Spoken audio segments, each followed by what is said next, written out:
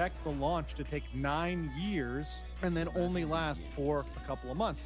No, that's not the typical expectation of a gamer, and that's not what you'd expect when you're going to buy a product. So the WARN Act, the mass layoffs, this is a really interesting federal law that I have a lot of experience with, and it deals with the 60-day notice for companies over 100 plus employees. Back during COVID, I was around when we had to issue these type of warnings to all sorts of companies across the United States, and particularly if you're in California, they have an extra special statute that has more requirements and is much more strict. So they laid off 123 employees without proper legal notice. So this signals to me, as someone who has deep experience with this, very big insolvency issues. Typically, you're not big bad. Don't go to court with this because you owe people their money, and I get it. You gotta have to notify people the fact that you're closing the company and everyone's fired. You need to notify that beforehand so they can actually find jobs and they won't be hanging in the air just looking for a coin to just, you know, some of these developers most likely live paycheck to paycheck. The gaming industry is brutal. It's reality. It's a very unfortunate one, but it is what it is. So you gotta give them this time to actually find a job before you just send them into oblivion. And they laid off everybody without notice, probably because the company just shut it down because Steven just left and everything crumbled. And he owes so much money, as we've heard recently from Jason, who was responsible for basically funding the entire ordeal because Steven lied about that apparently. And he actually didn't finance everything. Sorry, my brain just lagged there. And yeah, it's going to be a juicy one, for sure. Because whenever I heard they just fired everyone without notice, I was like, no way that's possible. There's gotta be a law that protects it. Like, no way. You're going to be able to do this. You're going to be able to get around this and deal with this if you've got the money, if you've got the ability to deal with this. Only companies that do not have money and that are truly deeply insolvent are going to run up against WARN Act mass layoff issues, right? That's typically a sign that you don't have the money and you're not doing the budgeting properly. And the cases that are looking into this and the cases that are against this are in several jurisdictions, but they're really seeking 60 days back pay and benefits. There's 2 class actions. One of them's in California. And like I mentioned, California law is not in favor here. So those people are probably going to get a payout there in California. But I want to that's good to know. Comments from, once again, that's actually good to know. Because he's a... I mean, I really cared about the developers being fired without any severance whatsoever. So I'm glad to hear that. I really hope they would get their money back. I mean, the money they earned, right? Because they really tried to pull off a fast one with the entire Steam closed shenanigan tree, where essentially they just took it off on the 30th, right on the 30th of the month, just to like freeze the funds, and nobody got their money. So yeah, it was really bad. They announced their closure before that, so they won't get paid. Like, this sucks. So I really hope they would get their money back. And I hope it would be out of Steven's pocket. Here, who after these layoffs were happening, tried to draw out a lot of sympathy. And as we're going to see, he's perhaps one that shouldn't be speaking here. But let's read his statement to give it fair dues here and give it some, you know, he posted this on Discord. So he said, and this is one of his statements he made on Discord, I can make a limited statement in my personal capacity and not on behalf of the company regarding the situation.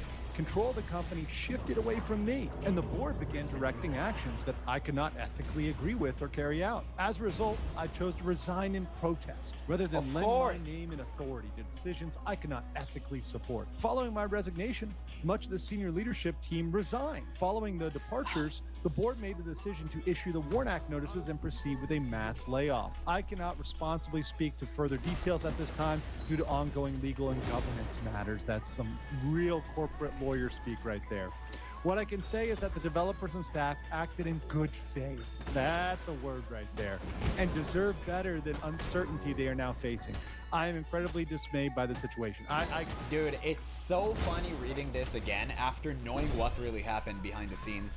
It's just hilarious to know that Steven essentially froze the Steam funds because he told the bank that, well, he told Steam that the bank, how did he actually do it? He told Steam that, like, the bank was a certain type of bank that kind of belonged to his account, and Steam just gave him the money, essentially, before Valve froze it. So he screwed up everyone. He scorched earth, the entire Intrepid studio, because he left. That's it, right? Because he was out of money and people just kicked him. So he was so salty. He scorched earth the entire company. He did not care. He did not care. He ruined so many developers' lives, and they wouldn't get servers. Like, it's so cringe. This giant man baby actually did that, hurting other people because of your inflated, massive ego. It just, oh man, I really hope they would file a lawsuit against him. Like one big, like a giant one. I don't want like small lawsuits here and there. I want ginormous one that takes him down. And I really hope he would get some jail time out of it. I truly hope that would happen. Guarantee you he had a lawyer draft this up. I can tell you that right now. This is a 100%. definite lawyerly statement talking about limited statements, good faith, right? This is something that is lawyer drafted up. And we can see that when we actually get into the accounting. He was ready for it. Credit to Nafaz HQ, who did a lot of the accounting work, and there's a lot of great accounts that have been following this and haven't gotten enough traction on this, because I believe a scandal of this size deserves to be exposed so that everybody knows this is what you can be getting into with these projects you're giving money to and investing in, whether you're investing on Kickstarter or whether you're somebody who has a significant amount of money. Man, Nafaz has been doing God's work with this. He's a truly top-tier Ashes hater. I love that. Like, thankfully, we need more people like him. He actually went the distance and got all the receipts from genuine people and verified everything. That's so crazy. He'd done God's work here. Like in your pension or your 401k, like he shout out decided to him. to direct it towards these things. This was a massive amount. We're talking about $99 million here, right? And you know, wow. And people told me that Ashes lacked the funds. That's wild, brother. That's wild. Again, if the numbers are truly real, and it seems like they are, Ashes didn't lack any money. They had it all. It just mismanaged. And if that's true, that Steven actually had a salary of $50,000 per month, that's gonna be even crazier. I mean, if you're actually giga rich and you just wanna like build a game for funsies, why would you take such a ludicrous amount of money per month? Why would you even need that? You're already wealthy. You have like tons of real estate. You own practically everything in your area. Who cares? Who cares? Just use it to fund the company. Give your workers better conditions, right? Like, give them better stuff. Or maybe hire some more people. Or, you know what? That may sound crazy. Hire some actual talent instead of putting yourself in charge. But no, he just wanted to give himself that salary because he believes that he deserves it. Man, this man, every single time I hear a new information about him, it just makes me want to hurl. It's crazy, dog. Like, it just so annoying. Like, these people always come out on top. I really hope, I pray to God, that he won't get away with this. Again, this is absolutely an insane amount of it's money. It's ludicrous amount of money. Really misused. So let's get into the investor lawsuits. So the first lawsuit with TF. And by the way, just to, so you guys understand it better, I think World of Warcraft, vanilla, not classic. Obviously, it wasn't classic back in the day. Vanilla WoW took, I think, 50 million to create, which obviously count for inflation. It's way more these days, but Ashes had the money, right? And they're using an Unreal Engine 5. It does not belong to them. They're using an existing engine. They did not develop their own. So it definitely saved a lot of cost. A lot. FE lawsuit in Nevada was by Robert Dawson against Sharif and John Moore. It claims embezzlement, commingling of funds, fraud, and breach of fiduciary duties. Those are all very serious claims, and those are all related to essentially when you're having an amount of money that's not directed where it should go, it's being embezzled. You're commingling funds. That means personal funds and business funds. Exactly. Right? Fraud, fraudulent misrepresentation. You say you're going to use it for one thing, using it for another, and breach of fiduciary duty. You're in charge of those funds and you're misusing them. You have a fiduciary duty to your company, right, and investors to use them in a proper manner. So they go out and say that Sharif withdrew $10 million that just wasn't accounted for. And also, can't they get him on the fact that he literally lied about having no investors and he's fully funding everything? I feel like this is something that is very easy to pinpoint because he said this multiple times on text. There are literally records of him saying it. So I think it's so easy to just roll back the tapes and watch him say the same damn thing over and over again. That there are no investors, nobody involved inside of the company, and that's not even a fraud, it's just a straight out lie. He was lying. So yeah, I mean, definitely they should get him on that. Beard. He was paying his husband, Mr. Moore, right, John Moore, the former COO, a salary without work. So essentially his husband was not working. So remember back to his statement when he's... I think his husband was the finance guy, if I'm not mistaken. Now, in reality, we know that he kind of sit back and relax and did nothing, but I think inside of the company he had like work to do. Essentially, right? He had a position. Says, hey, I may be wrong about senior that, though. leadership resigned. Well, yeah, one of them was your husband who wasn't doing any work, right? Using using company funds for a California mansion, definitely not permissible. And then using loans as revenue to secure larger loans. So essentially, they were taking loans based on promised revenue or based on that Kickstarter revenue. Wait, but what if that mention make me feel good about myself so I be more productive at work? Think about that. So once again, all going back to Kickstarter. You're one step taking behind. that Kickstarter revenue, using that to secure a loan, and then counting the loan as revenue, which is not good That accounting is, practice. yeah. I'm not an accountant, but I can tell you right now that's not a good accounting is practice. forbidden. Right? To use a loan as revenue to secure a larger loan, right? And that's just a big pyramid of debt that ends up collapsing on you. And then sabotaging the company upon his resignation. So all these things happened, and this lawsuit was concluded, and TFE foreclosed on Intrepid, seizing all its assets and IP. Yeah. So, And it's so crazy that he did that too. I mean, you can cheat everyone. You can never cheat the bank. Never, bro. Like, never do that. They would literally hunt you down. They're insane, brother. Like, they're crazy. Like, don't mess with the IRS. Don't mess with the banks. Like, if you mess with government funds, you're cooked. That's pretty much it. And he did that, apparently. So, wow. Kudos to him. He's gonna have a rough time. they did get the assets and IP in this case, and it does show, once again, you've got evidence out there, you've got documents that have been released to show that these things happen. So these documents and evidence are now used by people, such as on YouTube, to expose them, accounting and tax emails, etc. But they can also be used in other class actions, and that's very important here. Next, there was the Yaya legacy lawsuit, which was another large investor, Jason Karamis, against Sharif. And this one's got really the big key points here. Pretty much saying that Sharif orchestrated a $140 million fraud scheme, falsifying self-funding when he really gave no money himself. So he had zero personal investment, looking at the QuickBooks and using that as the evidence to say, hey, he's got nothing in. He was failing to report monthly losses of $2.3 million every month. Think about that. How do you fail to report a loss of 200 mil? What the hell? Dude, he did all the wrong thing. No way he can actually escape that. Every single time I hear a new piece of information, it just dig the hole deeper. It's not a hole, it's a chasm. What the hell is going on there? It was so bad for this long, and he just kept face along with it. It's so crazy to think that he told us everything was fine until I think like a few days before everything just imploded. It's insane, man. This guy's unhinged. Not putting those losses on the book, that's crazy. Having no board meetings in That's not crazy, that's just illegal. 9 years. And this is one that I like. How negligent do you have to be? Imagine if the judge hear all of this and he's go like, damn, that's crazy. You go to jail. To not have a single board meeting in 9 years.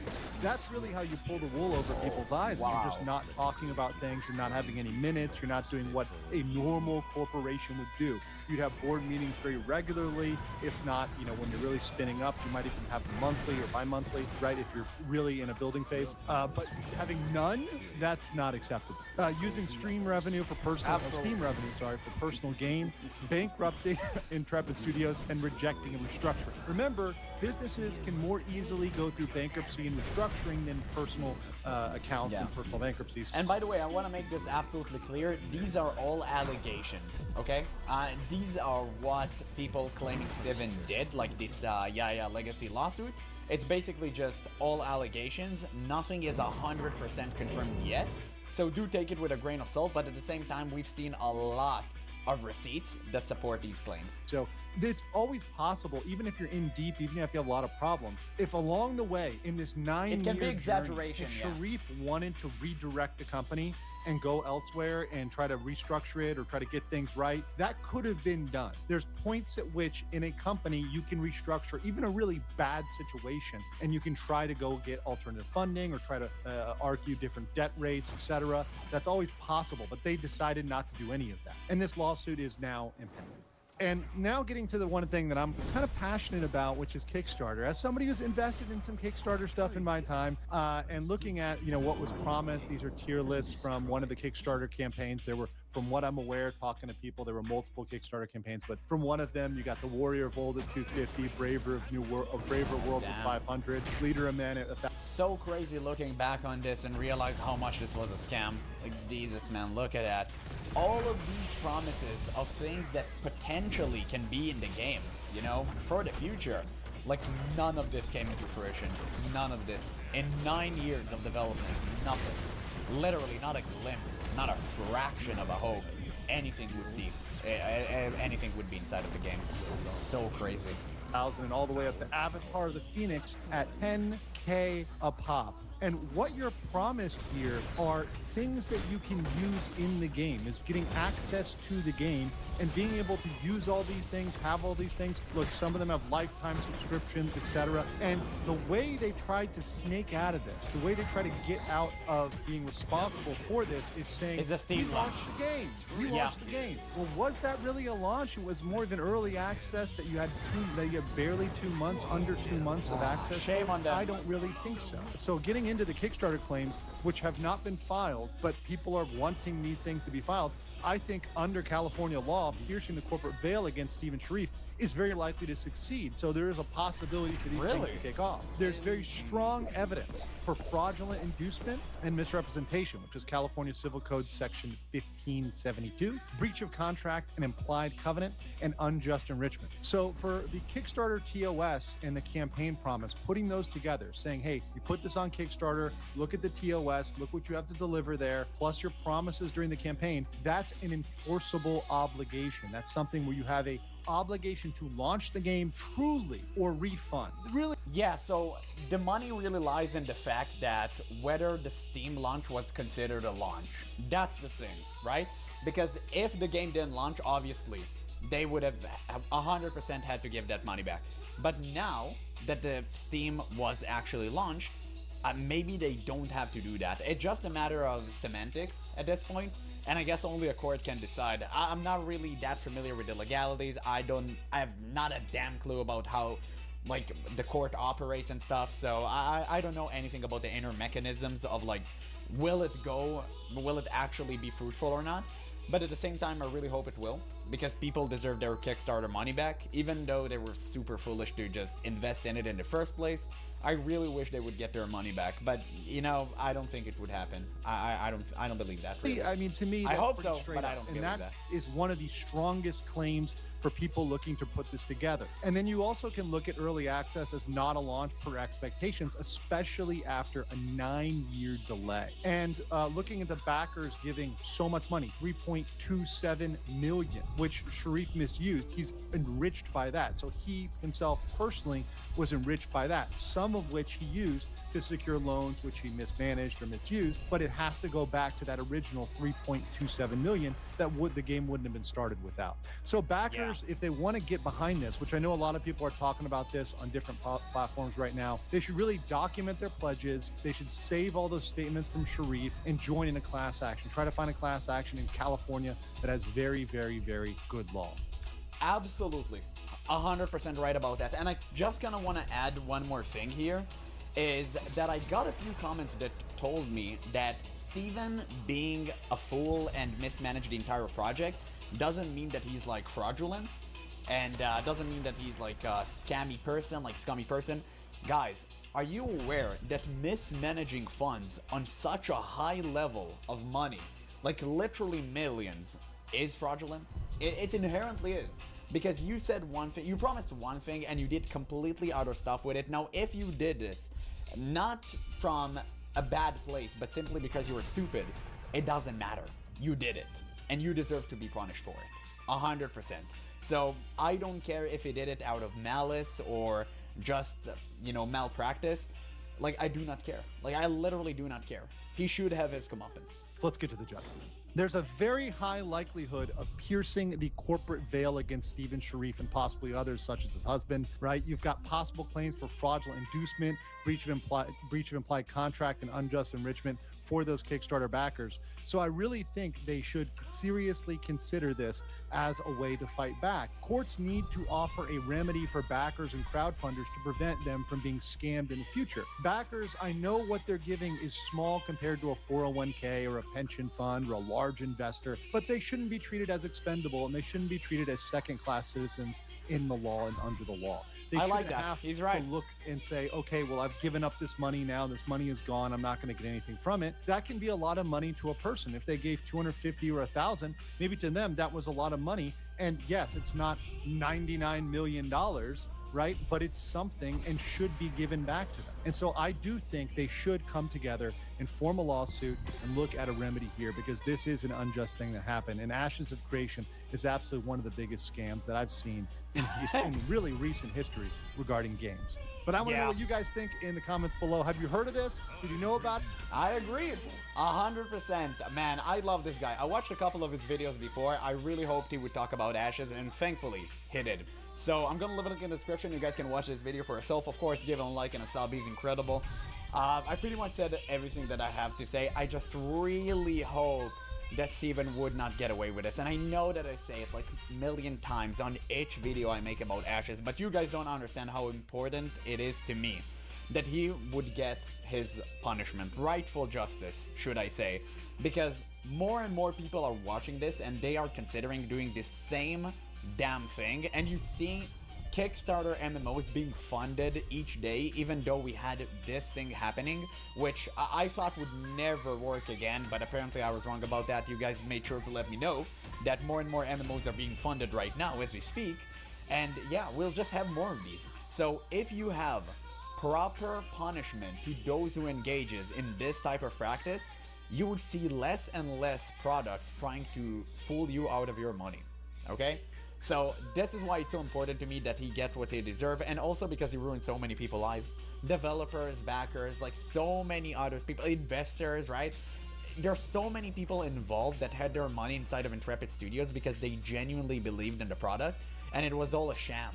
So I really, really hope this guy would get some jail time. Not legal fees, not financial troubles. No, I really hope to see him behind bars, because I think he earned that, rightfully.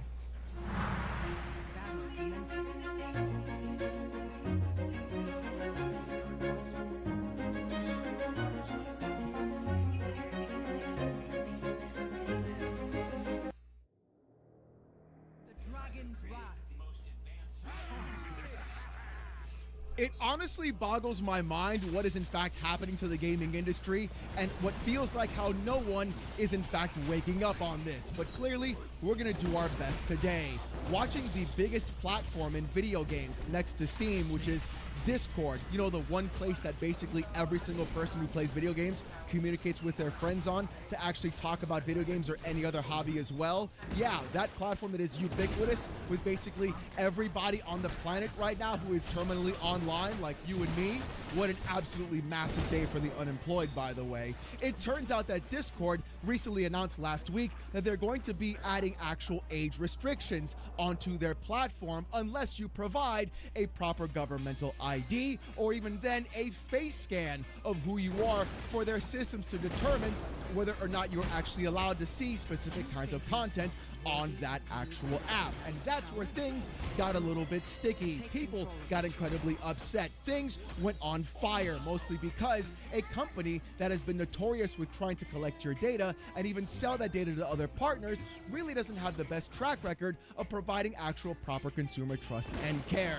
And what happened the last time they tried this in the UK? Well, it turns out all that information and data was in fact hacked and leaked and sent all over the internet. And that's just from one specific country, the UK. 70,000 government IDs, pictures, videos, and everything else of personal information leaked all online because a third-party company that Discord decided to use to collect that data for age verification because of UK law got hacked. And that's just the beginning. Imagine if this rolls out worldwide, and that is the biggest fear that we're having right now. But the thing is, those fears are not unjustified. They're actually completely correct, and people should be 100% scared of what is happening right now on the internet and having to require a real ID to do anything from banking to playing games to even purchasing anything as well. We've also seen Steam and Valve have to deal with this on their own too, where they've gone around and are now requiring UK residents to have a credit card on file to purchase video games as a form of ID, thereby circumventing the entire process in the first place. Probably the smartest way of doing things. But the thing is, it doesn't just stop there, and the rabbit hole actually goes deeper. You see, Discord saw what was in fact happening, and they decided to make a response about it. And by God, that response was an absolute trash fire. You see, this is the tweet that they made, and they typed this out explicitly, going on and trying to quell any sort of actual issues people might have had about sending their actual face scans or even their ID to a company like Discord. And of course, the thread and tweet continues to move forward over and over again, basically just saying the exact same things people have been in fact concerned about, and never actually providing any proper information or even what will be happening with your personal and private data. Here's one of my favorite sections, by the way, too. Check this. Facial scans never leave your device. Discord and our vendor partners never receive it. IDs are used to get your age only and then deleted. Discord only receives your age. That's it. Your identity is never associated with your account.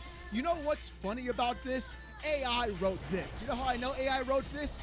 Right here. Every time AI writes any sort of paragraph or anything else, you can bet your sweet bippy ChatGPT was absolutely a part of this, and they ran that sumbitch through and didn't even try to edit this at all whatsoever. Because you know what's funny? Even Discord has been caught using your actual information, DMs, messages, everything else you posted on their platform, and feeding it into an AI to determine your actual age, your likes, your dislikes, and everything else they can sell to you. By the way, this tweet, yeah, it's still going. I didn't cut that out of purpose. It's literally doing this the entire time. And what's funny about all of this isn't just the fact that what Discord wrote out. No, it's the fact that Discord lied to your face when they made this tweet specifically. You see, because according to Eurogamer, Discord advises UK users that they may be part of an experiment where instead of their age verification data never leaving their phone, it will now actually leave their phone. So wait, hold on. First it was, hey guys, we're never gonna take your data. Your actual images and photo ID never leave your phone. But then it turns out they leave your phone. So what is actually going on around here? Who's lying? I'll tell you who's lying. Discord is fucking lying. Every other company that wants your ID is actually lying. And they're all doing it because they want to try and place your real name to what you're saying online and then put you in a nanny state, thereby connecting your actual real life to who you are online, putting them together, and then if you say something naughty on the interwebs, they're gonna go ahead and knock on your door and ask what you said online and why did you actually say it. Yes, the literal police state has arrived, and it's all thanks due to video games. How are we always at the center of everything every single time? It just throws me for a loop about this entire thing. But the issue is, there's more to the story, and in fact, it gets even deeper, involving other massive military corporations and even a company that nobody in fact ever expected, like Nvidia. We'll get into that part in just a moment. Let's see what the article had to say though, and we'll go from there. The article from Eurogamer says this: UK Discord users have raised concerns about the company's new age verification processes, claiming that while it had originally promised that video selfies submitted for facial age estimation will never leave a user's device, a change in service provider allegedly now suggests otherwise. Originally, Discord said that video selfies submitted for facial age estimation will never leave a user's device, and insists all identification documents submitted to its vendor partners for processing will be, quote, deleted quickly, in most cases immediately after age confirmation. Now, however, users in the UK have noted that Discord's FAQ advises British users that they, quote, may be part of an experiment where your information will be processed by age assurance vendor Persona. Instead of your selfie, quote, never leaving your device, the information you submit will now be, quote, temporarily stored for up to 7 days, then deleted.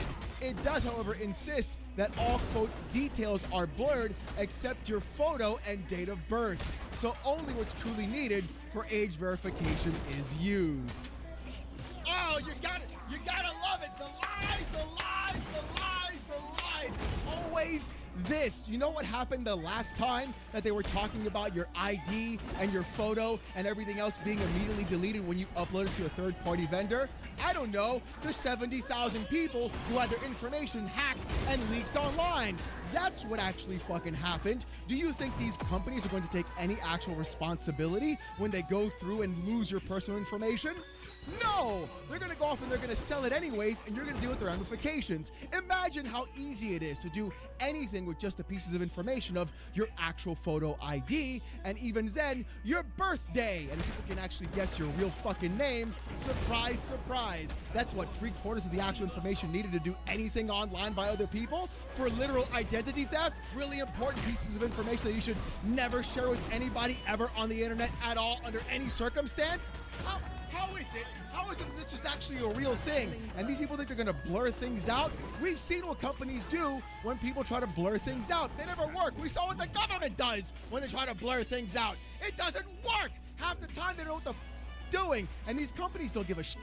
They don't care about anything. They just want that sweet, sweet data collection. They want to pull that sumbitch in and hold on to it as long as they can and sell it off to the highest bidder, because it's easier for them to take that information, have the profile that Discord built about you, and sell you more product. All those weird scam texts you get, guess what?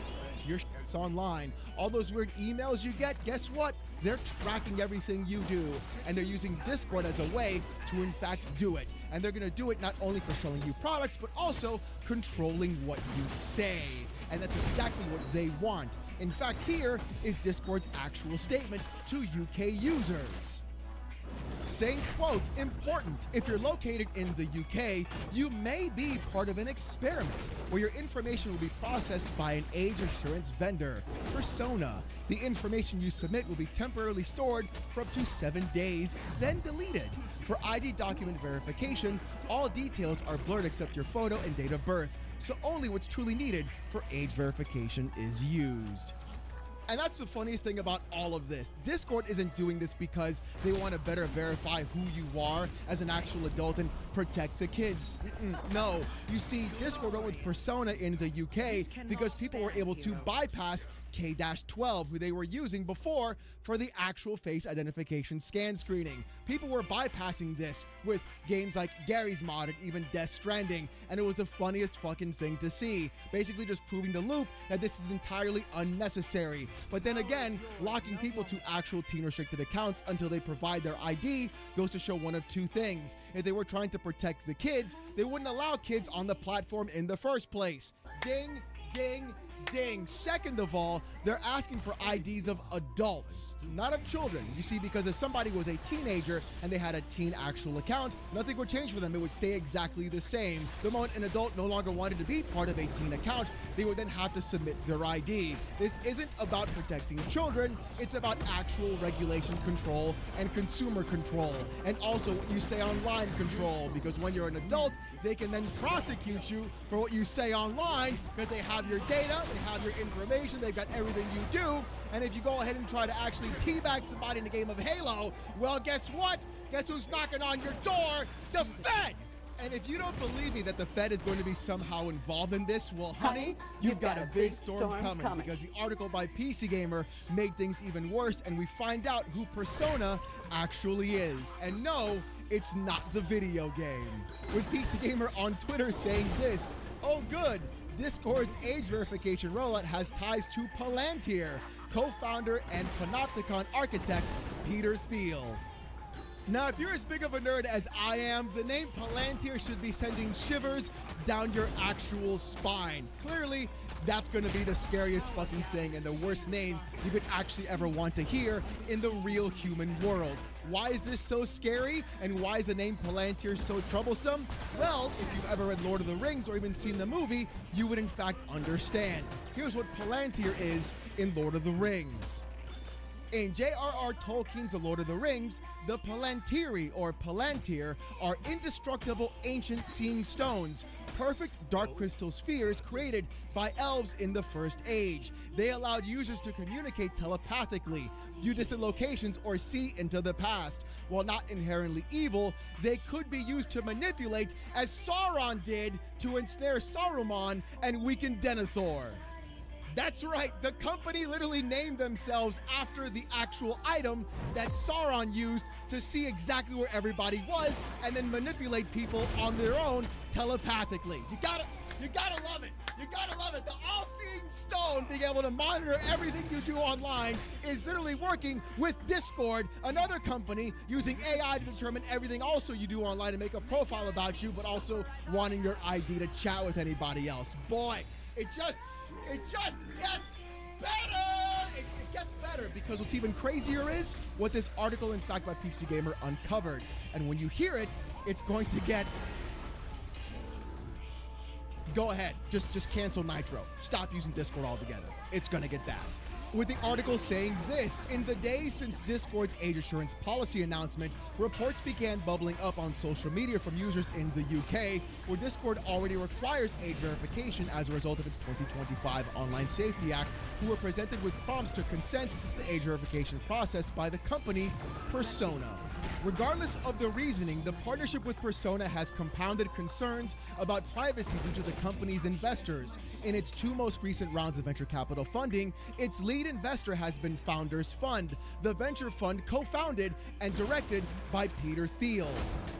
That's right, Palantir and Persona literally connected together and working with Discord, with Peter Thiel. You know, the guy who actually believes that humans shouldn't be on the planet anymore?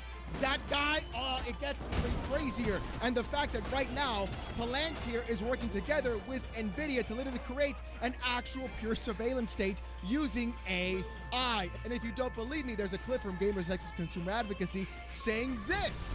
And Eliano Yunus says that we're fear-mongering. That's right.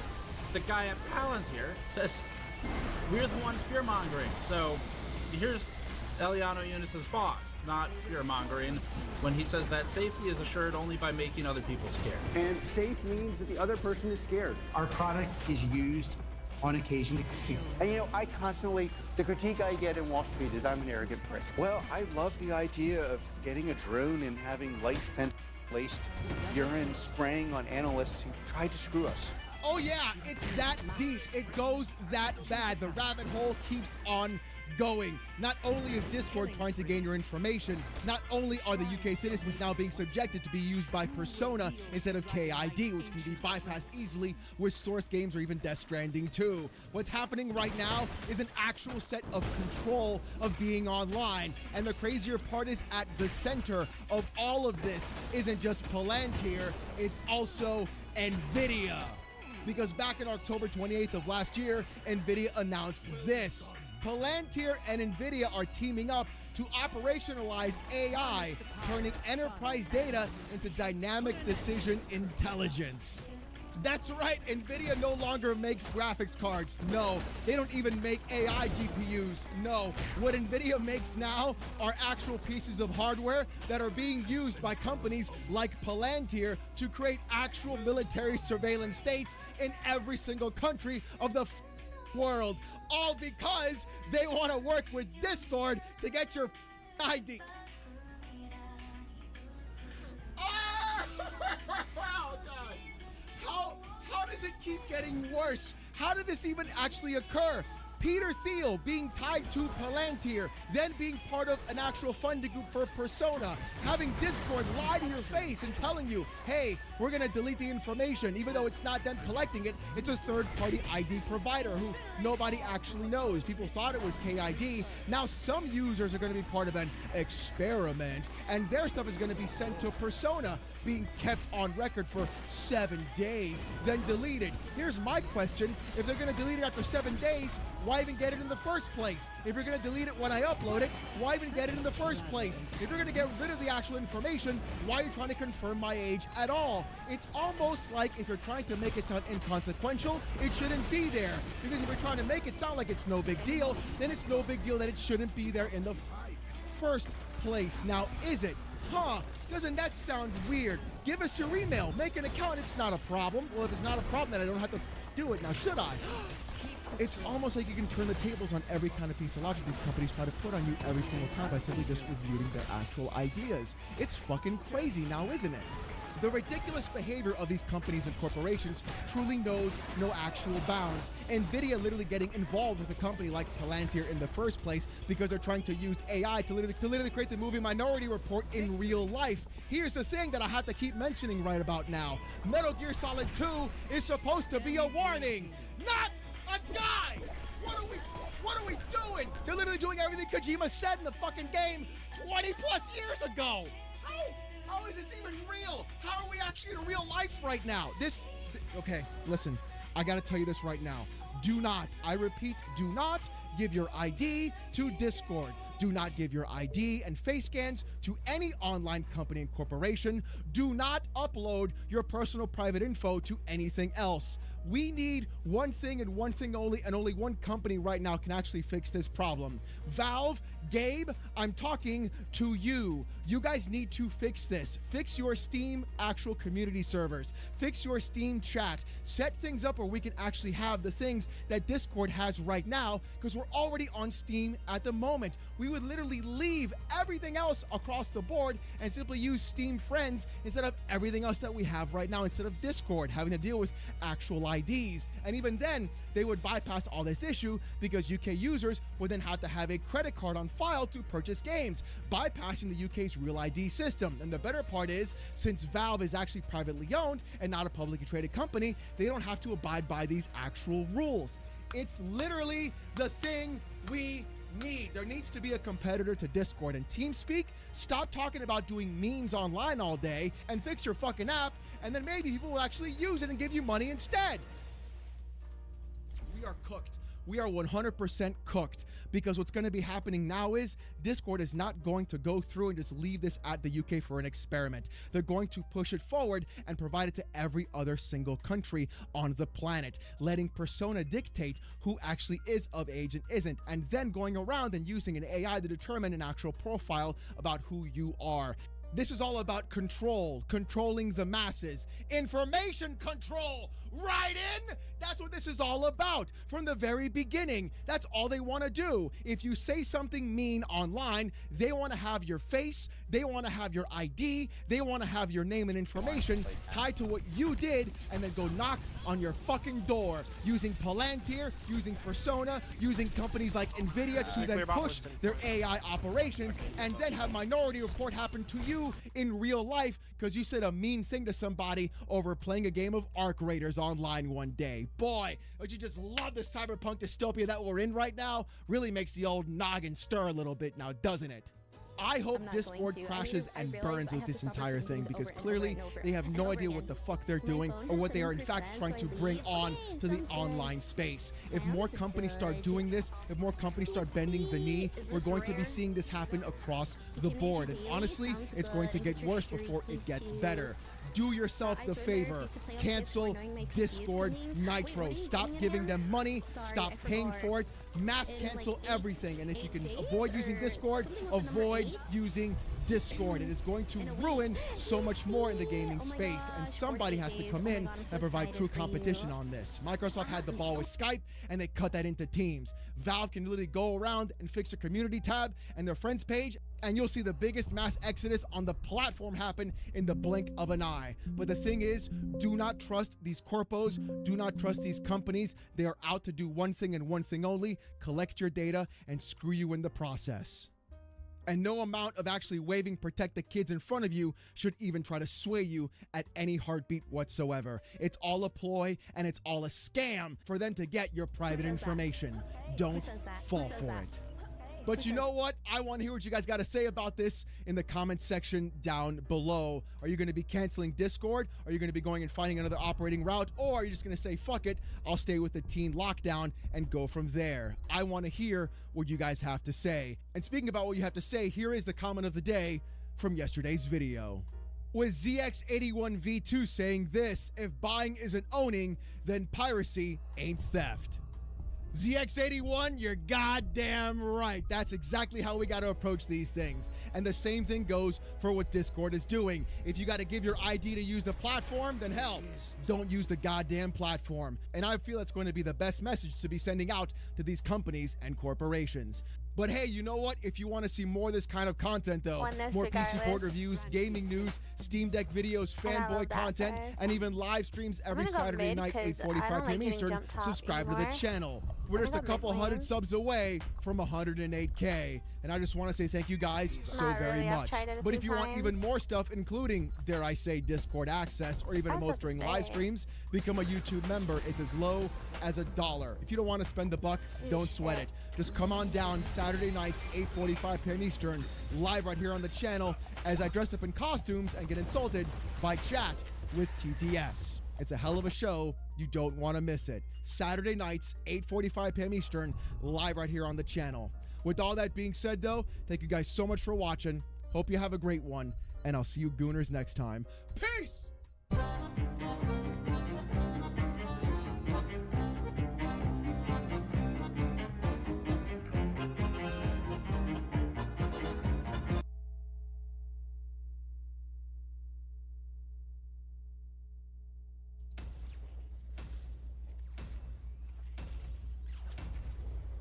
So Discord might allegedly get hacked again. This website called SOC Radar has a dark web team that did a little bit of an investigation on the dark web, and there's apparently a Discord alleged RCE zero-day exploit still going on. RCE stands for Remote Code Execution. By the way, don't think that I'm smart enough to know what that is. I had to Google it. I'm very stupid. I barely know how to tie my own shoes. But RCE refers to a class of cyber attacks in which attackers remotely execute commands to place malware or other malicious code on your computer network. They don't even need user input. An RCE code vulnerability can compromise a user's sensitive data without the hackers needing to gain physical access to your network. Obviously, as I'm sure we all know, Discord had a huge data leak recently. I believe it was either September or October of 2025, where they had a bunch of data get leaked through government IDs as a part of their whole age verification experiment in Australia and the UK. They claim that it's 70,000 government IDs, but I've stated this in multiple videos and streams. I actually think it's way more than that, and many people also speculate that it was somewhere around the hundreds of thousands, possibly even millions of IDs being compromised in that one data leak. Now, despite this, Discord has very stubbornly decided to anyways just roll out global age verification. This obviously pissed everybody off, and now Discord is a huge target to actually get hacked again, because now they're going to have even more information than they did before when they were only covering Australia and the UK. Well, this website, SOC Radar, has done a really good investigation, and apparently, allegedly, it looks like Discord might be a target to get hacked again. So SOC Radar dark web team detected a threat actor post on a dark web forum advertising the sale of an alleged remote code execution zero-day targeting Discord. The threat actor lists the exploit for $900 and specifies desktop platform coverage across all architectures. According to the post, the exploit is described as a protocol confusion vulnerability requiring a chained attack path and a single user interaction. The listing claims arbitrary code execution capability and requests private contact for additional technical details. Payment is requested in Monero? I don't even know what that is. Just looked it up. Apparently, it is a private decentralized cryptocurrency, and the reason why that hacker probably wants that type of payment instead of actual money, it'll probably be way harder for like the FBI to track your money. And so this is just from a website, SOC Radar, and I haven't seen any other websites talk about this, but the reason why I wanted to go over this is because in this same thread, they also uncovered a bunch of other data leaks of other tools, so it kind of adds a little bit of evidence to the theory that Discord, as well as all these other databases, might be leaked as well. So they also did an investigation on another threat actor post on a dark web forum claiming to leak the source code of a ransomware variant, NoxyPalm Ultimate. The post states that the malware was initially distributed as an obfuscated Python script layered with multiple encoding stages to evade detection. My dumbass did not know what that word means, but apparently means render obscure, unclear, or unintelligible. According to the description shared, the ransomware allegedly performs file encryption using a basic XOR routine with a hard-coded password and appends a custom extension to affected files threat actually characterizes the implementation as technically unsophisticated, despite heavy obfuscation intended to create the appearance of complexity. And so this kind of makes me believe the whole Discord thing that SOC Radar is talking about, because they're not just doing it for like clicks on Discord, like, hey, look, Discord might get hacked again. Let's try to get our clicks. No, they actually have a bunch of other services that might have had their own databases leaked as well. One being Repidu, which is a Brazil-based CRM and delivery management platform. Apparently a bunch of customer records got leaked there too, 21.4 million of which 1.2 million leads and 2,600 user accounts. Holy crap, that is a lot of data, and it includes things like names, phone numbers, email addresses, company identifiers, purchase metrics, and demographic attributes. And also something called WormGPT.ai got leaked as well. This is a platform promoting underground communities as an AI tool for offensive and phishing-related use cases. The threat actor claims the incident occurred in February of 2026, so pretty much now, and states that the database has been uploaded for public download. And they also had an alleged data set leak that contained more than 19,000 users and had email addresses, payment-related data, subscription details, user identifiers, and additional account information. And they even have a screenshot over here where it seems like they were able to prove that all of this email information got leaked as well. So yeah, this seems like a website that is doing some good work. So like I said, I actually am inclined to believe them on the whole Discord thing, but I still want to mention that this is a might, this is alleged, this could be a fake post. And because I'm stupid and I don't know anything about tech stuff, I decided to actually confide in somebody who's a lot smarter than me, which is a YouTuber named Eric Parker. For those of you guys that don't know Eric does cybersecurity videos on YouTube. Definitely go check out his channel. And I sent him a link to this whole Discord sale thing, and I was like, I'm too dumb to understand this. Can you explain what is going on here? Does this seem like a legitimate threat to Discord users? He said he would lean towards it being a hoax, but he can try to ask around, and then he actually leans more towards no, because cross-platform desktop arbitrary code would typically be worth more than $900. If you guys remember from the screenshot, this guy is asking for $900. Seems like kind of a weirdly specific number. And over here it says Arch all platforms desktop type protocol confusion, Hotel Trivago, and even has a Q&A. Chain needed, yes. Total clicks needed, 1 click. Arbitrary code, executive, yes. Actually, I think that means executable.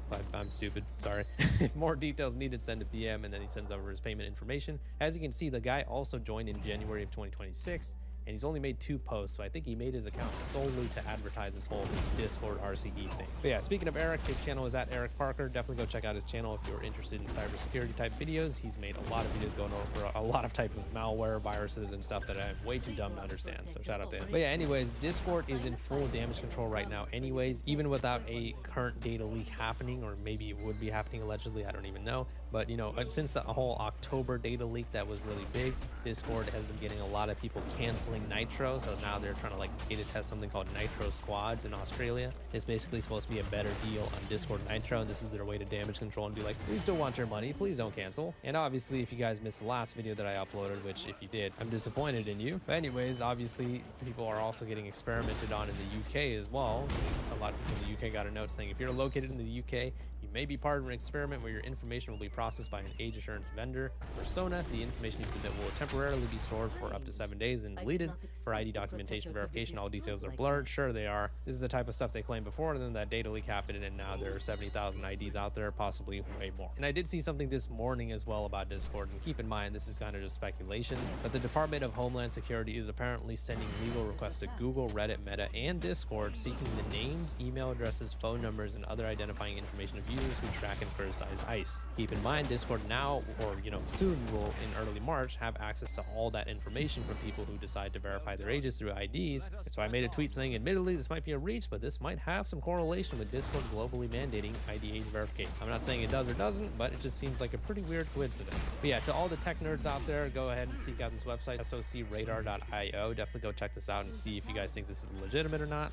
As I said at the beginning of the video, this is a might, this is alleged. This could all be a hoax, this could all be fake, but again, this website seems like they do a lot of good research, and they found a bunch of other alleged database leaks and stuff like that. And they apparently also won a bunch of awards for like doing, stuff related to tech stuff. This isn't a freaking sponsorship, guys, obviously. This is just some random website I found that was talking about Discord possibly having a potential hack situation going on the dark web. But yeah, let me know what your guys' thoughts are on the situation in the comments. Discord might get hacked again. Hopefully they don't, because obviously way more information would get leaked around this time than it would last time.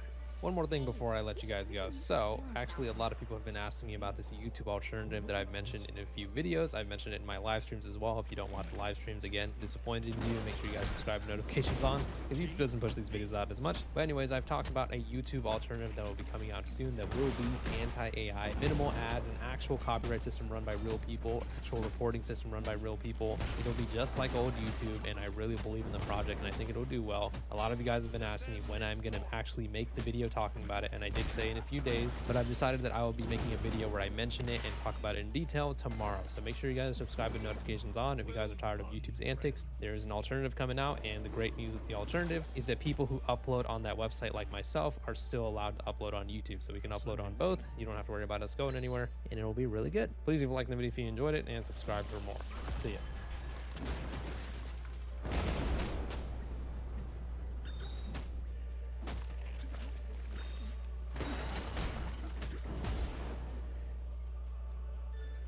An access terminal will be online in a minute.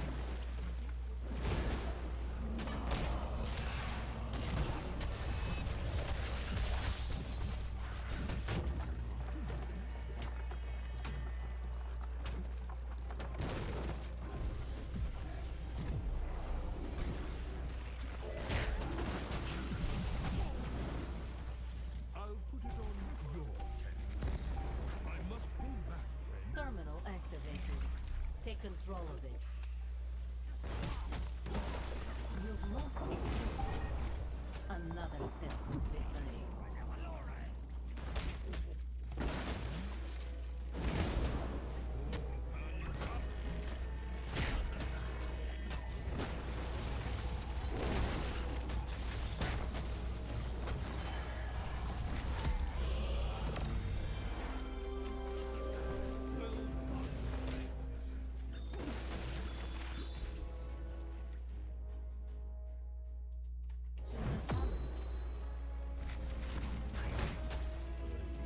Right now, Americans are going through a massive transformation when it comes to spending habits, investing, and all sorts of things related to their finances due to the economy. But a big part of it is how unaffordable housing has become.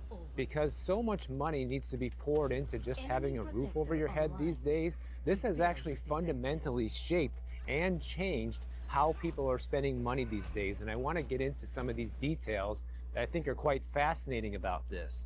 A lot of younger people, especially these days, pretty much think that they're never going to be able to own a home at this rate because they just cannot keep up, right? They can't keep up with the cost of living, can't save a down payment fast enough to be able to get into the market, things like that. But a lot of things change once people give up on the idea of homeownership. It really changes how people spend their money moving forward, because the research is finding out that declining expectations of homeownership actually makes people save less money than they otherwise would. They also spend more and typically take on more debt.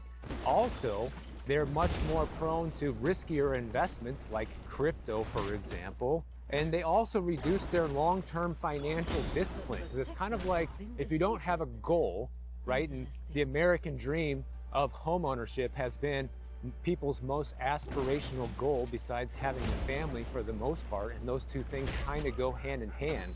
So if you give up on that one fundamental dream, then it kind of makes people feel like, well, why should I even try? Why should I even bother saving more money if I'm never going to be able to catch up anyhow, right? So I might as well just live better today. So already the current data is on track and points us to the fact that there are going to be less people owning homes in the future. Like, for example, 84% of people who were born in 1950 bought homes, but it's projected that only 74% who were born in 1990 are going to be able to buy homes. It's only 10% less. It's not a huge amount, but 10% of a giant generation adds up to millions and millions of people not becoming homeowners who previously did.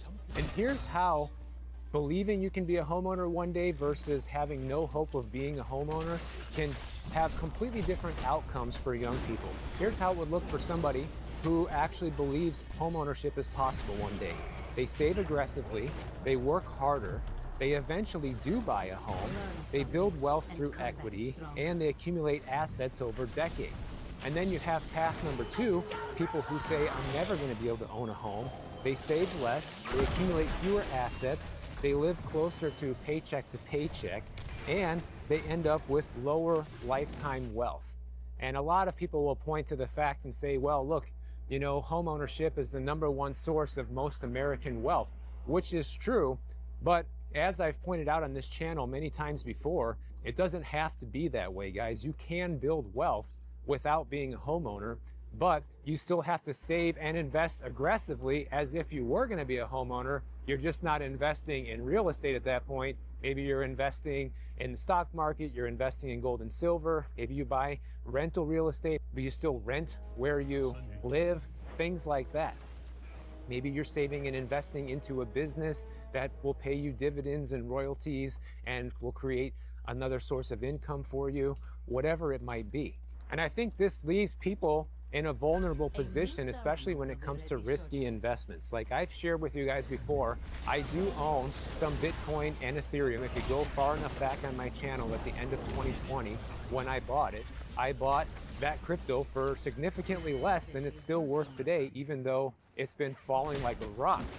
And I bought it back then and even said in that video that I'm investing in this with the hope that it's gonna be worth a lot in the future, but I'm prepared to take it down to zero, right? Like I'm willing to lose everything I invested in this with the hopes that I won't, but I can afford that loss and I was willing to take a chance.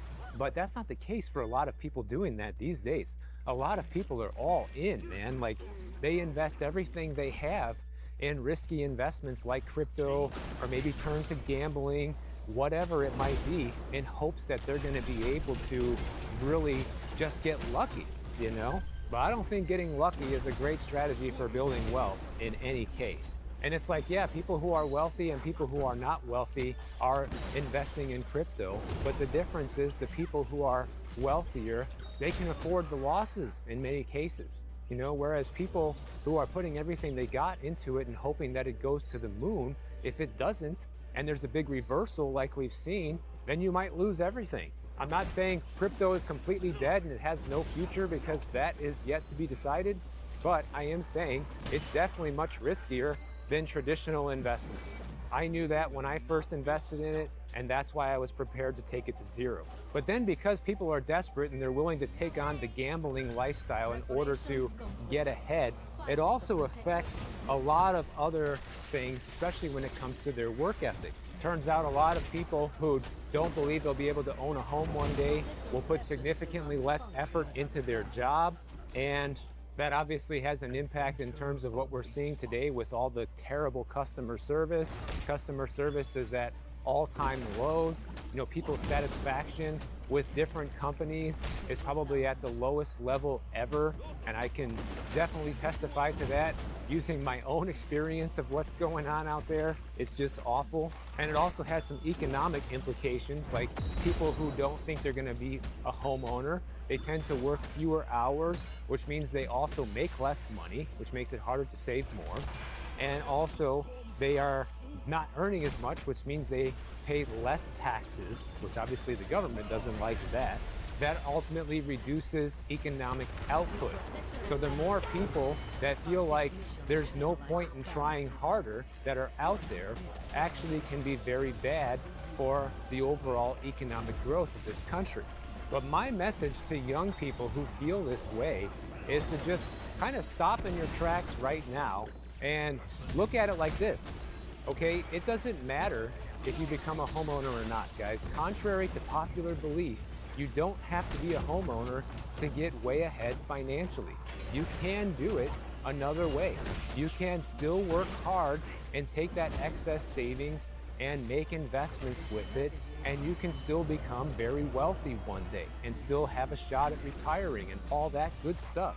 One of the big problems is we've just been sold this lie for so many years that homeownership is the main path to success, and without that, then there's no point in trying. And you know, that's what people are doing. They're not trying. And I think that's a huge mistake, because even if I was younger and even if I wasn't a homeowner yet, I would still be trying to build wealth in a different way. Maybe homeownership isn't the way anymore in 2026. Maybe it's starting a business. In fact, I don't think maybe it is, it definitely is, especially if you do have the work ethic and you don't mind working extra hours in order to get yourself ahead. And I think it looks like investing in gold and silver. And I think it looks like having a solid investment portfolio that grows at 10 or 12% a year. You do all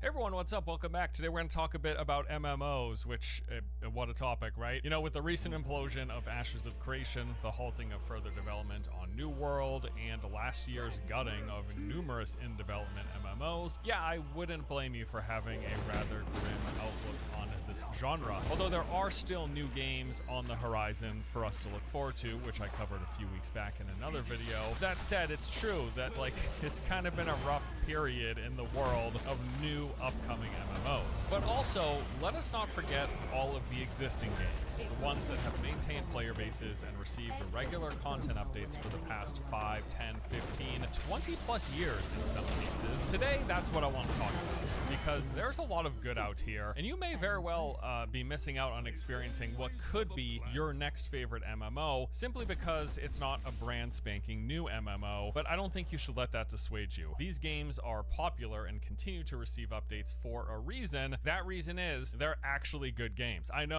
Guild Wars 2, you know, where you like go to a town and it really feels like you're riding an animal rather than a vehicle that moves you at X% speed. It's really something if you haven't checked it out. So what is new for the game? Well, last fall they released Visions of Eternity. This came with a brand new story campaign taking you through 2 brand new zones, 9 elite specializations, which are essentially new play styles, one for every class in the game. They did some updates to a few of the mounts. There was new homestead locations for player housing, new masteries, features, and loot to collect, and then also some graphical updates. And I will say, just in general, with every new big update and expansion that Guild Wars 2 gets, the game keeps looking better and better, kind of supported by a really good art style. And then throughout the course of 2026, as part of this expansion, we're going to be getting some additional story content, a few back into the game.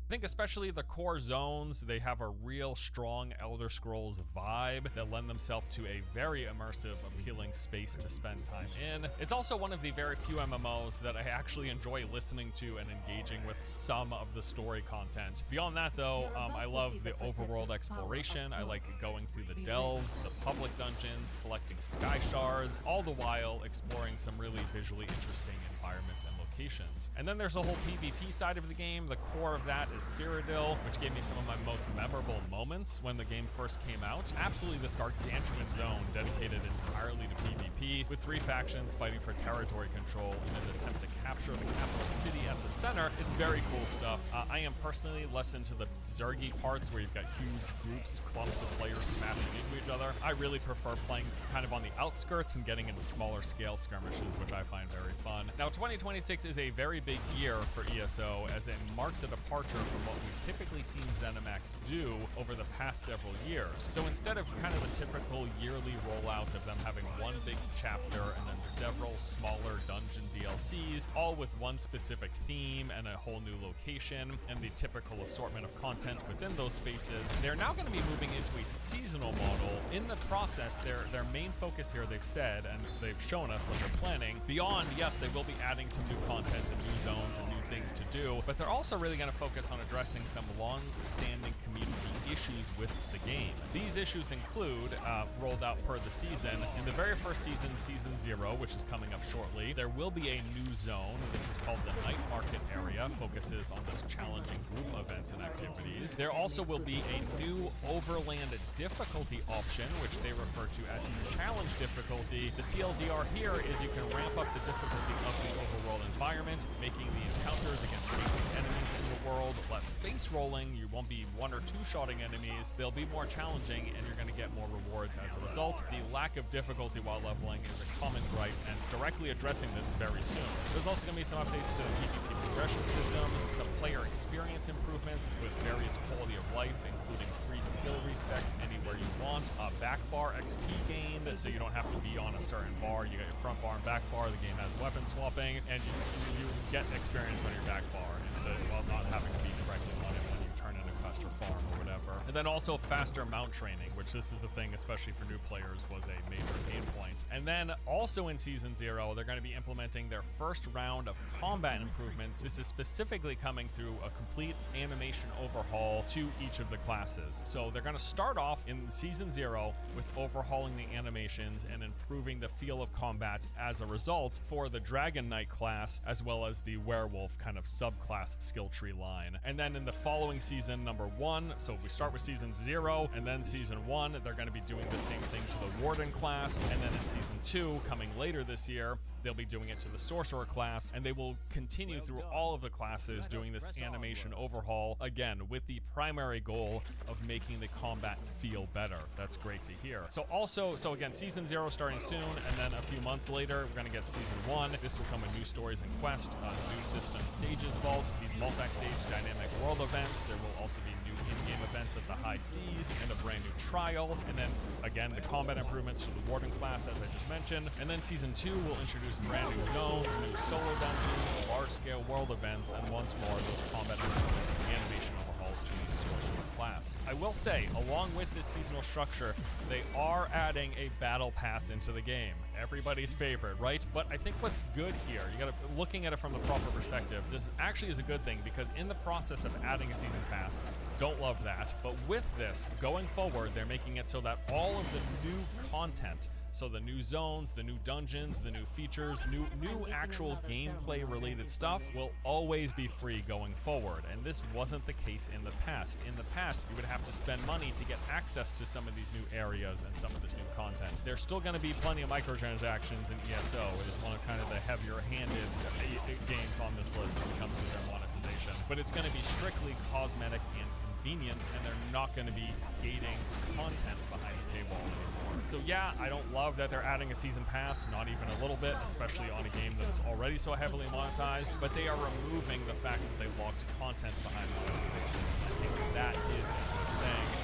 Just deal with the battle pass in the process. I will say with all of this stuff, I'm very excited with my revisit that I'm planning this year for two main things. I'm excited to check out the Overland difficulty options, that challenge mode, and I'm excited to get a sense and feel for the combat improvements via these animation overhauls that they're rolling out for each of the classes. Obviously, ideally, they would release just one big update where they've done a full sweep with all of the animation overhauls and say, here's our new and improved combat. It looks like it's going to be taking place over the course of a couple years, but 3 classes will be covered in this calendar year from the roadmap that they've laid out so far, so we'll see how that plays out. All right, next up, World of Warcraft. As someone who just recently emerged from a World of Warcraft-shaped hole, I'm pretty excited to talk about this game. I think it goes without saying, but look, WoW has been the king for over 2 decades now because it does a lot of stuff very right and in the process appeals to a lot of people. Never has that fact been more true than it is today with the numerous iterations of this game that are available. Of course, you've got retail WoW if you're looking for a more modern feeling game with active combat, high mobility, and loads of endgame content catering to everybody, solo players, small groups, and large-scale raids. This is hands down one of, if not the most content-rich and deep MMOs available. Again, there's a reason it's the king of the genre. New expansions come out every couple of years, adding somewhere between 8 and 10 new dungeons, multiple raid tiers, several new zones, loads of story content, and then a host of new features and content with every expansion as well. This game is huge, and it just keeps getting huger. But then also, if you're into the slower pace, back to basics, old school MMO experience, Classic WoW has you covered in its many variations. There's Classic Era, which is base World of Warcraft more or less as it was back in 2004. The Classic Progression servers, which have moved through the expansions. Currently, I believe they're on Mist of Pandaria. Then there's the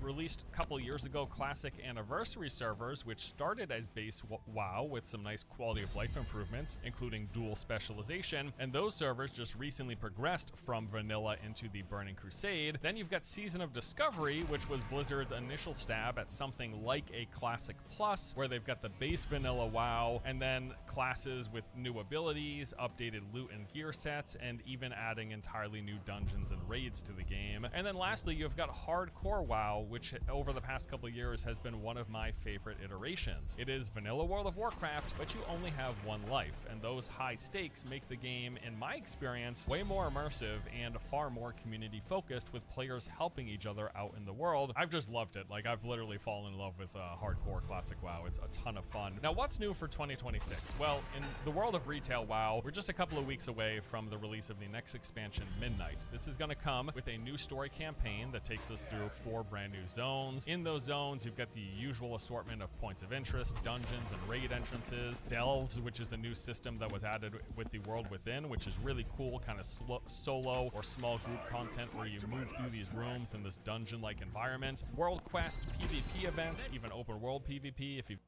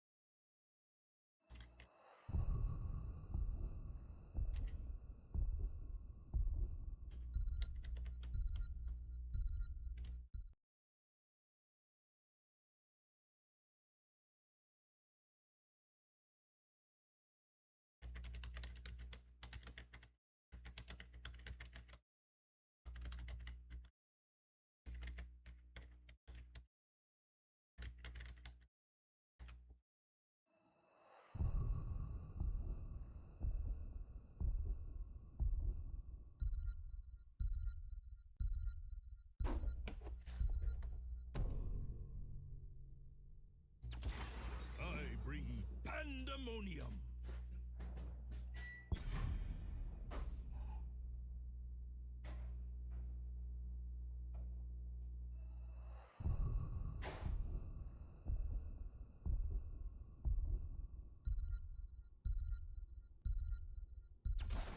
Glory to the Horde.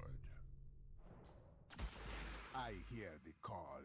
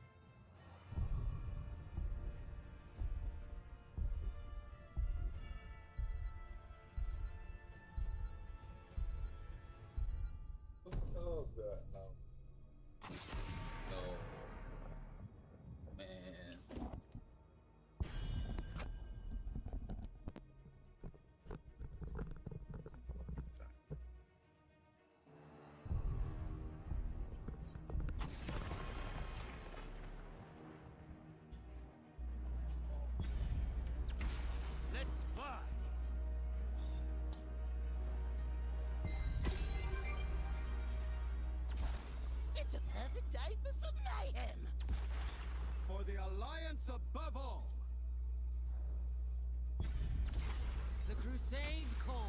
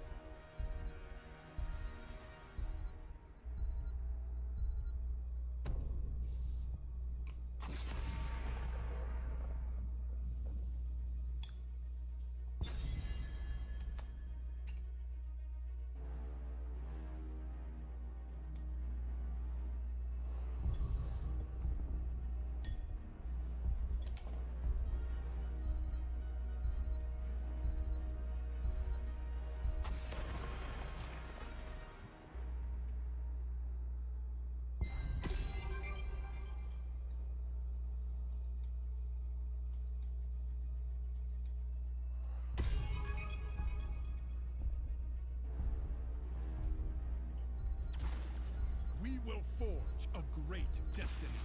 The hunt is on.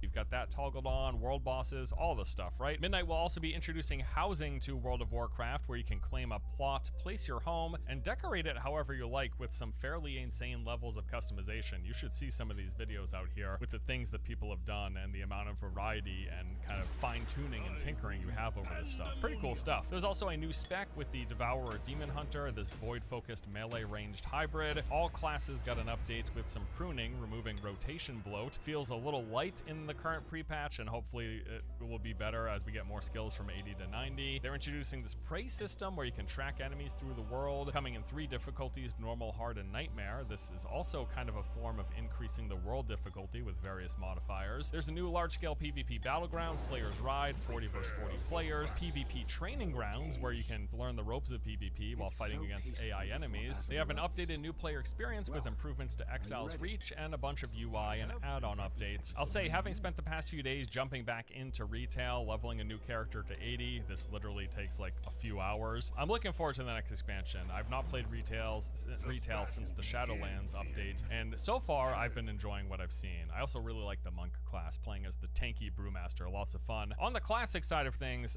as mentioned prior, the anniversary servers recently made that transition into Burning Crusade. Probably seeing a lot of people talking about and playing that right now. I spent the past 2 months pretty deep in classic WoW. Initially this was with hardcore, and then I started leveling on the anniversary servers, getting a character ready for Burning Crusade. And I played most of the first week of that update, but I just decided to take a break, mainly because I want to get ready for the upcoming Midnight expansion for retail, but I do intend on returning. And then also for Classic fans, all signs are pointing to them announcing, if not straight up releasing, Classic Plus later in this year. The idea with this is that they would take the original vanilla WoW that so many people love and expand upon its content without morphing it into retail with all of the countless changes over the past 2 decades that turned it into an entirely different game. It's a daunting task.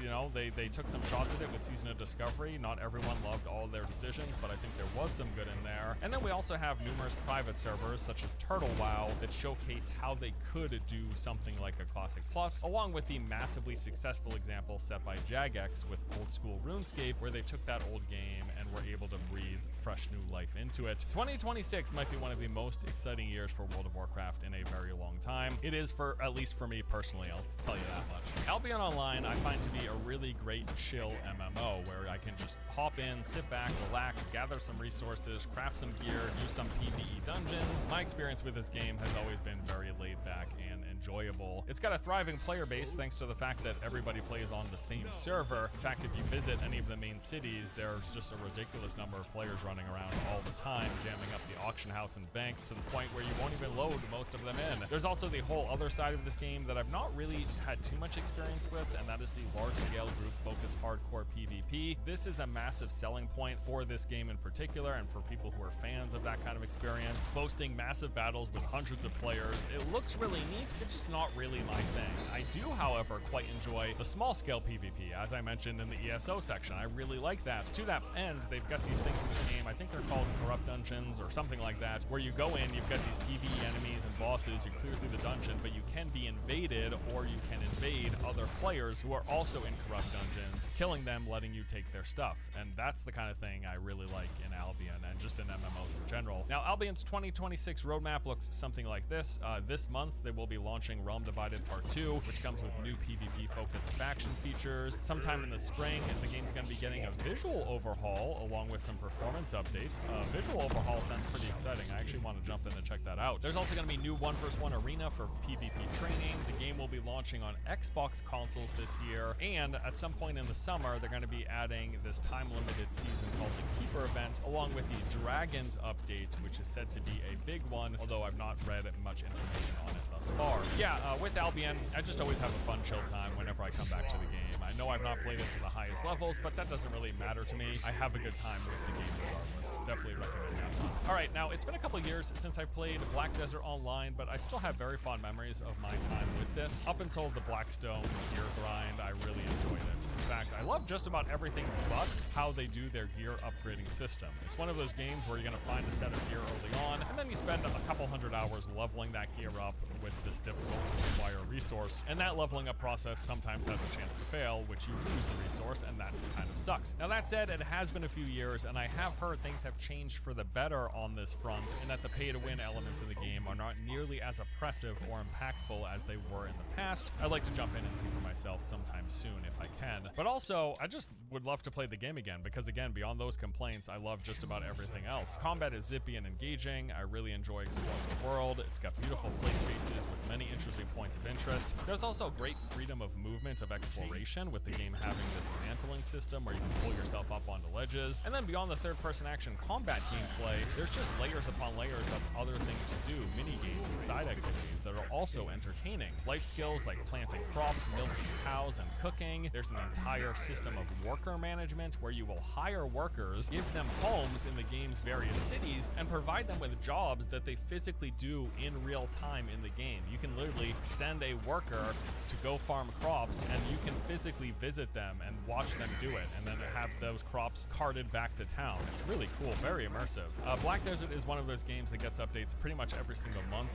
The most recent roadmap I could find pointed to 2026 adding. In January, they did a rework for Star's End with monster zones, group loot, guild improvements, mount growth method changes, mount item remote use, and inland fishing improvements. And then this February, there's the new season of Marina Solaire with node and conquest war improvements, more of the Roses improvements, and Adania region hunting. And then in March, they've got this Altar of Blood renewal activity, along with a list of quality of life and life skill improvements. And also, this is one of those games that fairly regularly adds brand new classes. I feel like every time I hear about Black Desert Online, it's because they're adding another new class to it. The game certainly has some issues, but if you've not ever given it a shot, I do recommend giving BTO a look. Just hold tight to your wallet and try not to overspend, because they will try to get you to spend for sure. I would also like to give a shout out to Star Wars: The Old Republic. Now, I've not played this in over a decade. However, I do have fond memories with my time with the game when it first came out back in 2011 to 2013. In fact, if you go through my old content, you're going to see some like 20 plus videos that I made for this game with dungeon walkthroughs, content guides, PvP showcases, just all sorts of stuff. Like, I was properly obsessed with SWTOR. Now, from what I remember, this game played nearly identically to classic WoW, but with a Star Wars skin and far more story content and cutscenes. I just remember I was playing at a class that felt and had many abilities that were like one-for-one copies of those of the Rogue from World of Warcraft. Although, funny enough, I could also tank dungeons with this class, which was kind of cool. The fact that the game is still alive and kicking, I think, is fantastic. Now, I have heard they've made some changes, not to everyone's liking. Specifically, the base game is free, which is really cool, and you can play through your character story content and level up and do all of that stuff for free, which is a sizable amount of content. However, once you reach endgame, that's when they hit you with the paywall, to the point where you might find some purple gear and go to equip it, and then realize you've got to cough up some dough in order to do so, which isn't the greatest look, but I guess, again, if the base game is free and there's tens if not on hundreds of hours of entertainment with no money required to be spent, that's certainly something you could spend some time with. I would like to revisit this as well this year. I want to revisit all these games this year. It's just a matter of finding the time, really. All right, now the next two games I'm not personally familiar with, but confident enough from hearing from people that I know and trust that say they're really great options and that they would recommend them. Final Fantasy XIV, you know, I've tried over the years, but have just never really been able to get into this one. Ultimately, it boils down to the story-centric nature of this game, more specifically the sheer quantity of time spent reading NPC dialogue and watching cutscenes. Now, I am literate, I promise you, I can read. It's just that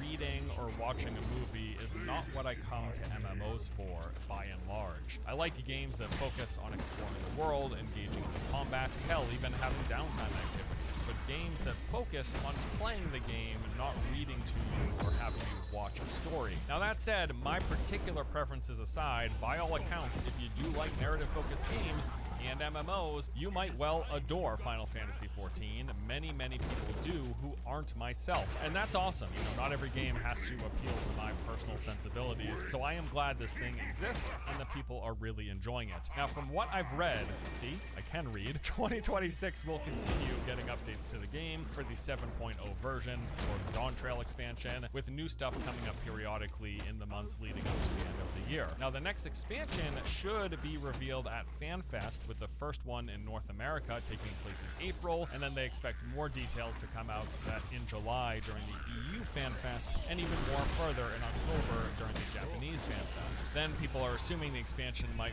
release either later this year, but probably more likely early 2027.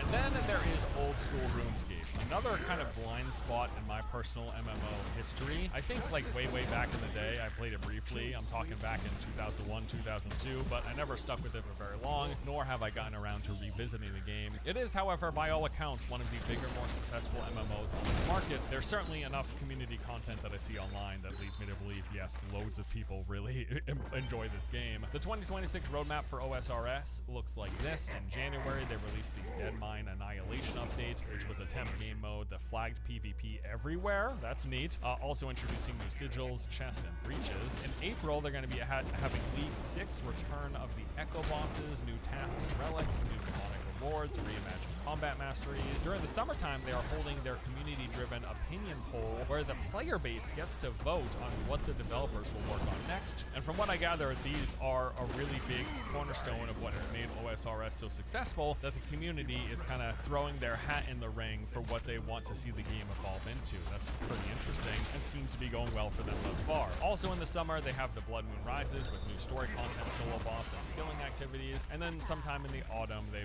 have this event called the Bingo Community Event. No, I don't get it. I'm out of the loop on this one. Although I am tuned out of the whole world of OSRS, I find their success very appealing and leaving me very hopeful for what Blizzard could and hopefully will do with classic World of Warcraft. Keeping my fingers crossed Blizzard can do that. Alrighty, so this is far from a list of every MMO that you can play, of course. And please, if you have any strong recommendations for us, let us know in the comment section below. I just, in this video, wanted to cover the big ones that I had personal thoughts on, along with giving you an updated look at what's coming to these games in this year, 2026, and why you may or may not want to revisit any of these. And I will wrap up by saying this, you know, it's all too common for us to focus on the next shiny object and ignore the ones we have right here to play with. Because the fact is, there are a lot of good MMOs alive and thriving right here, right now, and just because some of these might be 2 decades old, don't let that stop you from giving them a shot. If you have the time and you have the inclination, there are some fantastic experiences in this genre that you can have and enjoy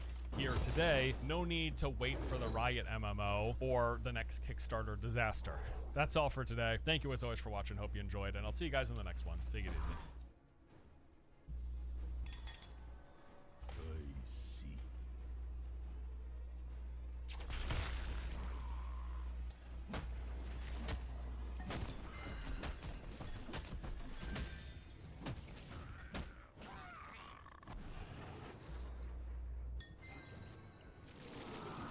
Now that deserves a boon or two.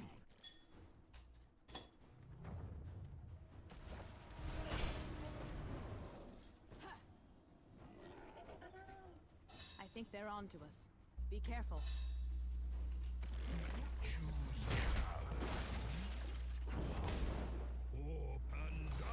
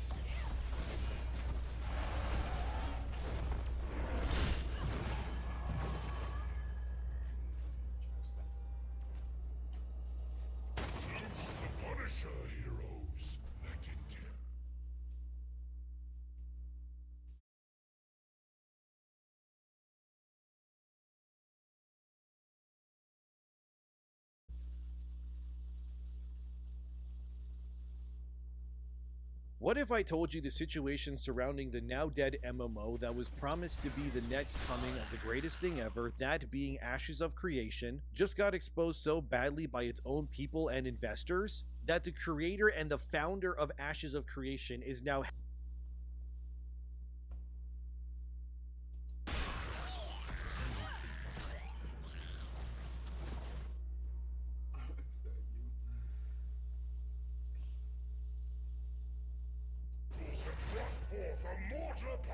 As you guys probably know, last week a Highguard developer by the name of Josh Sobel, formerly of Wildlight, as he was one of the people laid off, posted one of the most pathetic, out of touch, just obnoxious statements that a game dev has ever posted to social media.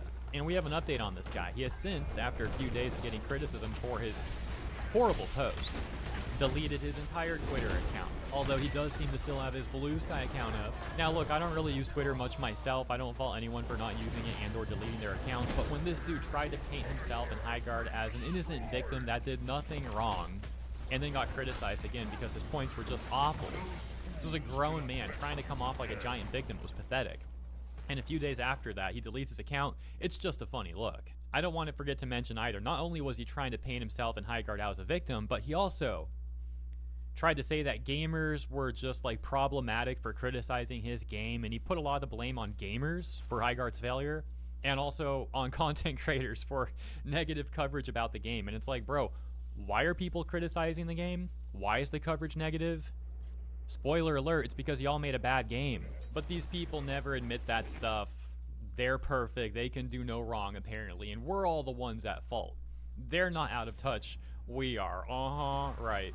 He even talked about, this was hilarious, he talked about, I'm not going to recap the whole statement, I think everyone's familiar with it, but I do want to mention this, because again, it's hilarious. He was like, during our internal testing, everyone that we had testing the game was talking about how it was a great hit. This was like the next big thing, that they had so much fun, and these people were totally unbiased. And it's like, dude, those people were not unbiased at all. What are you, crazy? How could you actually believe that? On top of the gameplay just being mid or even bad, it was also missing like basic competitive features, and they were trying to market it as a competitive hero shooter type of game. And it's like, what do you mean you tested that and thought it was great and it was missing basic functions? And then some of these devs and their gaming journalist buddies were saying things like, no one gave it a fair shot, it's not fair. Yeah, okay, 100,000 concurrent players. Yeah, you definitely had a fair shot. It's not our fault that the game was bad, like I said before. There's trash articles like this. Highguard's launch and rapid downfall shows how gamers love a flop story more than a fair shot. I'm exhausted. Oh, it's so exhausting, isn't it, Scott? It's exhausting how gamers won't just unquestionably eat the slop and give the corporations their money. Oh, we didn't buy the battle pass. Oh, we didn't buy the microtransactions. Oh, we didn't even play the game. It's so unfair. It's exhausting. I really don't understand how these grown adults in the gaming industry continue to act so pathetic and entitled and out of touch. It's just astonishing. This journalist, Scott, goes on to say, after playing it at a preview event in LA the week before it launched, I thought Highguard had awesome potential. Everyone else at the event agreed. We were put in a room to play for hours and interview developers, and we all felt it was a unique title from experienced industry veterans that combined existing ideas into something new. It didn't matter. Just 2 weeks after launching Highguard, Wildlight Entertainment was hit with mass layoffs, leaving behind a small core team to work on the game after it failed to grab hold of players or create the revenue it apparently needed to survive. Since then, I've seen people celebrating the loss of jobs and the title's failure on social media, and I'm beyond sick and tired of it. Highguard failed for a variety of reasons, and no single facet is to blame. The Game Awards trailer was just plain bad, and not representative of how the game plays at all. Whose fault was that? Whose fault was that? Who made the trailer? Whose game was that in the trailer? Its placement as the one more thing at the end of the show also doomed it in the eyes of many at best, while at worst, others chose it had to be dead on arrival from then on. We now know that Wildlight had no say in that, and it sucks. So to my understanding, that's actually not true. What happened, to my understanding, is Jeff Keighley had that slot open for whatever reason. We don't know the details. Maybe there was another game there that was supposed to have like a paid promotion for that slot. The deal fell through or whatever, so it was opened up. Nevertheless, Jeff approaches Wildlight, says, hey, this slot's open. I'm doing my Game Awards show like I do every year. This mainstay slot at the end is open, and I think it would be cool. I like the game. I think it would be cool if you guys wanted the game to be featured there, and he said he didn't do it for any cost either. I think he did it for free, just out of generosity, and because he liked the game too. Now, like I said before, far be it for me to be a Jeff Keighley defender. Every time I've brought this guy up in discussions, I've been critical of him, except in this specific context where these fools are trying to put the blame on Jeff. And as someone critical of Jeff, I'm not just like white knighting for the dude. I think it's ridiculous. I think it's pathetic that people at Wildlight and all these gaming journalists, because there's been plenty more than just this Scott guy, have put so much blame on Jeff, when ultimately it was Wildlight's decision to take that slot. They agreed. They could have declined. They could have said, no thanks, man, I appreciate it, but we're good. We're going to shadow drop it as we planned, which was their initial plan according to prior claims that they made in interviews. And the trailer that they put up there, that wasn't made by Jeff Keighley, that was made by Wildlight. So what is this journalist saying? Like, oh, Wildlight had no say in it and it sucks. Seeing so many of these industry corpos teaming up against Jeff Keighley when he really didn't do anything wrong here is just disgusting. Like, at least us, Team Gamers, have criticized him for like things he's actually done. But these people are just making stuff up because their latest slop fell apart and we didn't like it. But now they're trying to like stab Jeff in the back over it, and it's just disgusting to see. It really is. Now here's an important point that I haven't brought up before, and it is how entitled Wildlight and these corpo journalists are. The game had 100,000 concurrent players. They say it wasn't given a fair shot. Yes, it was. And then they do these mass layoffs because the game can't hold enough of a concurrent player count, as well as people presumably not spending money on microtransactions. And so it begs the question, what did these fools think was going to happen? They wanted to shadow drop this game. No one's heard of the studio before. No one's heard of this game before. They really thought they would shadow drop it and have what, like 50k concurrent, and it would like stay at 50k or something. It seems like they really were so entitled and delusional that they thought they were going to have like a crazy high player count like that, and it would stay like that, right? Because as soon as the player count started dropping from 100k down to like 30k, down to 15k, struggling to stay at 10k, floating down to like 8k, and then even 5k at sometimes, suddenly they lay off most of the team. Some sources saying around 90% of the team got laid off. That part, I don't know if it's true or not, but it does sound like they laid off the majority of the team.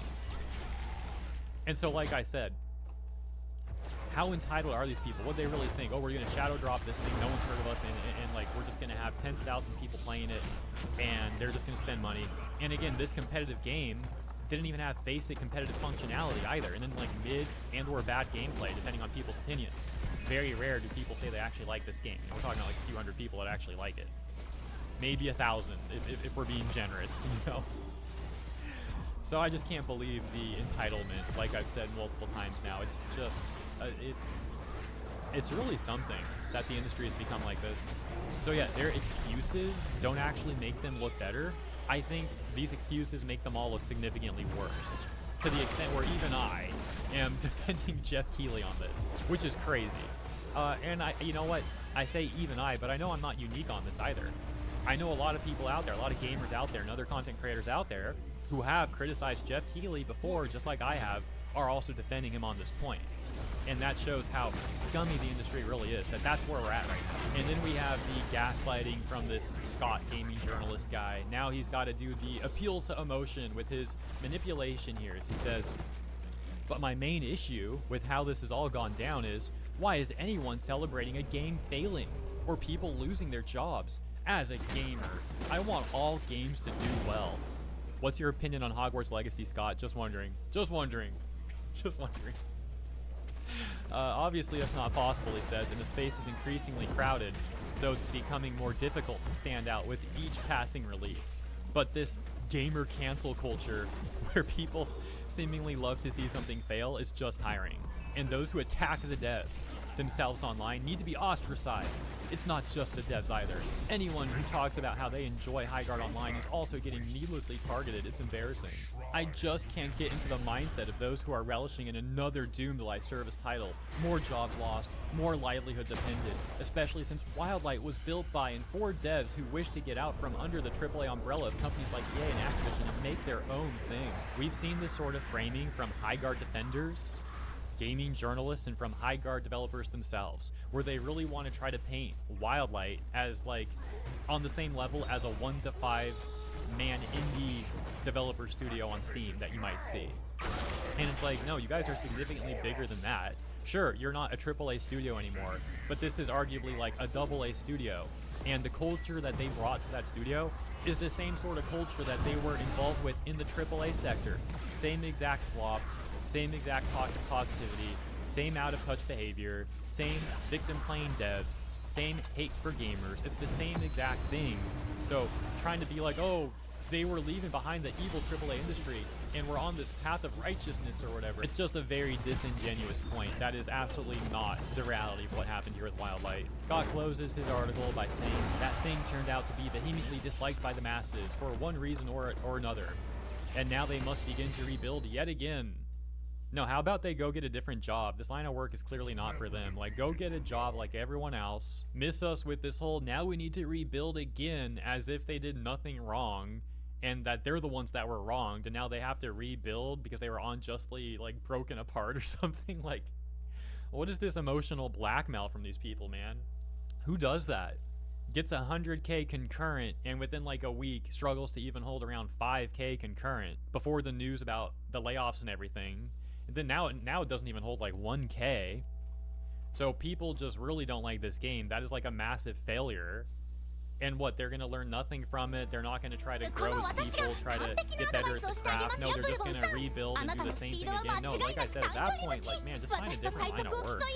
You people clearly don't care about this industry at all, or the craft, if you're not even looking to improve. Like, this should be a huge learning lesson for these people. But again, there's no talk about, like, learning something. There's no talk about mistakes made. It's just, oh, we were wrong, now we need to rebuild again. Oh, okay, yeah, good luck with that. I keep driving